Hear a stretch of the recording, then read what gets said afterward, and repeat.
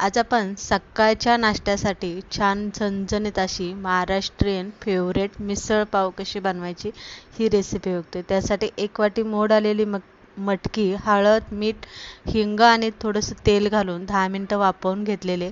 प्रत्येकी 1 चमचा धने, जिरे, बडीशेप आणि पांढरे तीळ घेतलेले. खोबऱ्याचा किस इथे करून घेतलेला आहे. 4 टोमॅटो, 4 कांदे, आलं, लसूण, हिरव्या मिरच्या आणि कोथिंबीरचे देठ घेतलेले.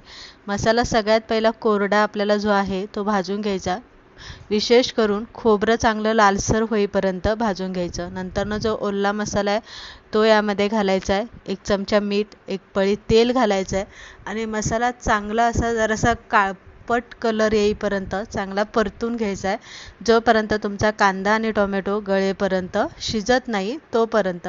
पाणी वगैरे काही घालायचं नाही आहे, फक्त आपल्याला तेल घालायचं आहे आणि अधनंमधनं असं हलवत राहायचं आहे. तर इथे तुम्ही बघू शकताय कांदा आणि टोमॅटो चांगला शिजला गेलेला आहे.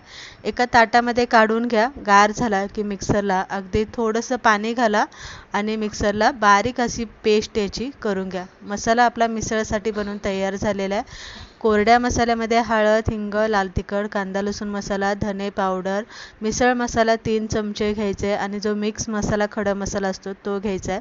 2 पळ्या तेल, जिरी मोहरी घालायची, कांदा बारीक चिरलेला, कोथिंबीर घालून परतून घ्यायचा. घेतलेला कोरडा मसाला तेलात घालायचा, केलेलं वाटण घालायचं, चांगलं हलवून घ्यायचं आणि तेल सुटेपर्यंत आपल्याला मसाला चांगला इथे शिजवून घ्यायचा. त्यानंतरनं तेल सुटेपर्यंत मसाला शिजवून घेतला की उकडून घेतलेली मटकी यामध्ये घालायची. कोमट पाणी घालायचे, ज्यामुळे रश्श्याला जी कट आहे त्याला चांगली तरी येते, कलर छान येतो. बारीक चिरलेली कोथिंबीर, चवीप्रमाणे मीठ घालायचे. 1 उकळी काढायची. उकळी आली की गॅस बारीक करून 10 मिनिटं कट इथे बारीक गॅसवर उकळता ठेवायचा. झणझणीत मिसळ पाव आपला इथे